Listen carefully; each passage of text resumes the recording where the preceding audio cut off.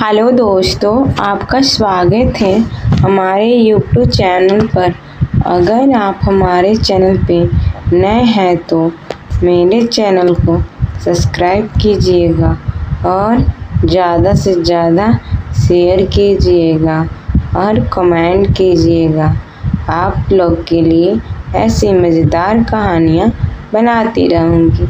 यह कहानी है गर्मियों में एक कमरे का घर और अमीर बहू की पहली रसोई। गर्मी की तपती दोपहर थी। गांव के छोटे से घर में पंखा धीरे धीरे घूम रहा था। घर की दीवारों पर पपड़ी उखड़ी हुई थी। छत में झूलता पंखा मानो गर्म में भी सांस ले रहा हो। उसी घर में आज एक खास दिन था। नई बहू रागिनी की पहली रसोई।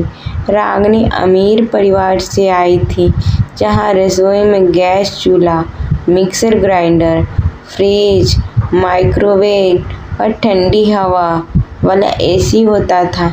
लेकिन शादी के बाद उसका ससुराल गांव के पुराने घर में था, जहाँ सिर्फ लकड़ी का चूल्हा, मिट्टी का बर्तन और एक छोटा सा कमरा था।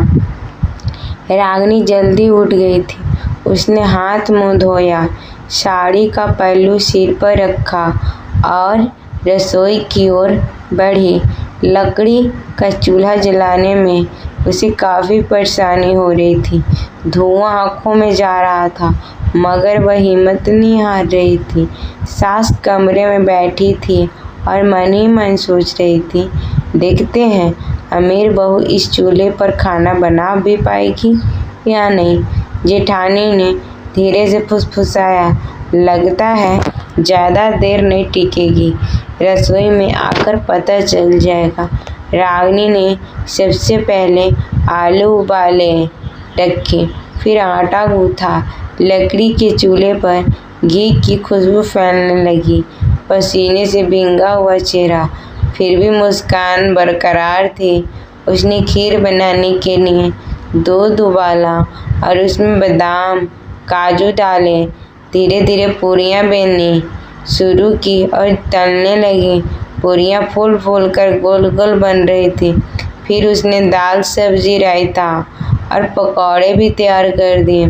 चूल्हे की गर्मी के बावजूद उसने हर डिश में प्यार स्वाद था। कमरे में बैठा पूरा परिवार इंतजार कर रहा था। ससुर बोले, बहू मेहनत कर रही है, पर देखना स्वाद कैसा होता है। देवर हंसकर बोला, अगर अच्छा न बना तो बाहर से मंगवा लेंगी। मगर रागिनी ने सब कुछ चौंका दिया। जैसे ही थालियाँ परोसी गई, सबके चेहरे पर आश्चर्य था। खीर की खुशबू, पूरियों की नरमी, सब्जी का जायका, सब कुछ लाजवाब। सास ने पहला कवर लेते ही कहा, बहू ये खाना तो होटल से भी बढ़िया है। ससुर बोले, तुमने सिर्फ खाना नहीं, अपना दिल भी लगाया है।